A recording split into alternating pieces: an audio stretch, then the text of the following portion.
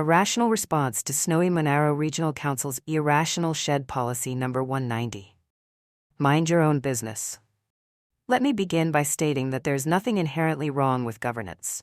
We understand the need for order, structure, and the rule of law. But when local government begins to assert control over not merely what we build, but what we might intend in the future, then we must pause and ask, by what authority? And more importantly, to what end? The Snowy Monaro Regional Council's proposed policy to regulate sheds, detached studios, and farm buildings hinges on a particular premise, that the inclusion of a toilet or hand basin or a wet bar transforms a non-habitable structure into a dwelling, and thus a potential breach of planning law. Now, I would like to respond to this in several key points. 1. The policy presumes guilt based on potential use, not actual use. At the heart of this policy is a fundamental logical fallacy, namely, a category mistake. The policy assumes that installing a bathroom implies habitation. But this is simply false. Correlation does not equal causation. Farmers install sinks and toilets in sheds for reasons as mundane as washing up after castrating a calf or relieving oneself at a distance from the main house. To reclassify such buildings as dwellings based on these fixtures is analogous to claiming that a kitchen countertop implies the intent to open a restaurant. It is an overreach, conceptually and legally. Councillor Luke Williamson has expressed his disdain at this motion. He states, "I have read the attachment. It is madness. It looks like an attempt to add red tape to solve a compliance enforcement failure." 2. The policy erodes the moral foundation of liberty and private stewardship. This brings us to a deeper moral concern. Human beings are moral agents entrusted with the stewardship of property, family, and resources. This policy undermines that stewardship by transferring moral suspicion to the state. It says, "You may not know you are doing wrong, but we suspect you will, and thus we must act first." This logic, that the government must preemptively intervene because a structure could be misused, is deeply problematic. It replaces personal responsibility with bureaucratic paternalism. This is not a government that trusts its citizens. It is a government that suspects them, and that sort of suspicion, when institutionalized, leads us into a surveillance posture, one where landholders become subjects of regulation, rather than participants in governance. Councillor Andrew Thaler has stated, "Council prefers to approve illegal developments, such as Irrational, rather than allow people to make their own affordable choices." 3. It represents the slippery slope toward bureaucratic absolutism. Now, some might object, but surely this is just about planning, it's not authoritarianism. But we must recognize the pattern here. If council can dictate what fixtures may be installed in a shed, it logically follows they may wish to inspect that shed. If inspection is required, data collection will follow. If data is collected, it may be stored, shared, or acted upon at a later date, perhaps even during property sales or inheritance transfers. In time, the landholder ceases to be the manager of his own domain and becomes merely a lessee of bureaucratic permission. His property is his only in name. In practice, it is administered by forms, standards, and approvals. This is not wild speculation. It is the logical consequence of the policy's internal reasoning. 4. It's a misallocation of council resources.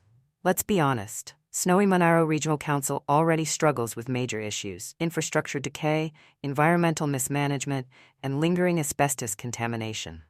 Redirecting staff to investigate toilets in sheds is not just petty, it's inefficient. Every dollar spent chasing phantom dwellings is a dollar not spent fixing real problems. Why pursue imaginary infractions in farm paddocks while literal hazards lie unresolved? 5. It creates a two-class system between urban and rural residents. Urban residents enjoy full council services, sewerage, rubbish pickup, public amenities. Yet rural landholders who receive fewer services for the same rates are now being told they must seek permission for what they build on their own land. That's not fairness, that's exploitation. It is unjust to impose greater restrictions on those who receive fewer benefits. This policy deepens the divide between rural ratepayers and urban administrators, and fuels the sense that council views rural land not as homes and livelihoods, but as compliance zones. 6. Mind your own business. The moral case for privacy and property rights. At the heart of this policy lies a deeper moral offense, one that no technical justification can erase. It is the audacity of a bureaucracy, a non-elected planning apparatus, to extend its reach into the private domain and dictate what it believes a person intends to do within their own shed, studio, or garage. This is not planning. This is not service delivery. This is not public protection. This is a breach of privacy and a betrayal of trust. If a person wishes to place a bed in their shed, or a kettle on a bench, that is their prerogative. It is not the business of council to speculate on whether that bed implies habitation, or whether that kettle constitutes a risk to town planning. A garage is not a dwelling because it has a rug. A shed is not a crime scene because it has a toilet. The fact is, legislation already exists to prohibit non-habitable buildings from being classified as dwellings under New South Wales planning law. Those protections are sufficient. If someone attempts to rent out an illegal structure or subvert building codes, then the law already has recourse. There is no justification for burdening the broader community, particularly during a cost of living crisis, with layers of suspicion, inspections, and regulation that serve no urgent need, solve no actual problem, and violate the principle of private autonomy. When the government begins policing how a rural landholder arranges their own toolshed, we have left the realm of good governance and entered the realm of moral overreach. This proposal is not only wasteful, it is shameful.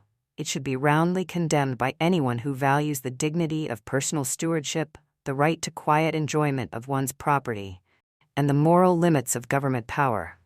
Let the council do what it is elected and mandated to do: fix the roads, clean up the asbestos, and manage waste. But when it comes to whether a farmer puts a bed in his back shed, the only appropriate response from council is simple: mind your own business. Oh, we don't ask for perfection, just truth with steady hand. But every time we lift the rug, more rot is in the sand. And still they paint these question askers as ones who must be tamed. Yet no one's ever punished for the lives that they have maimed. Oh, Irrational Monaro, the outrage runs so deep.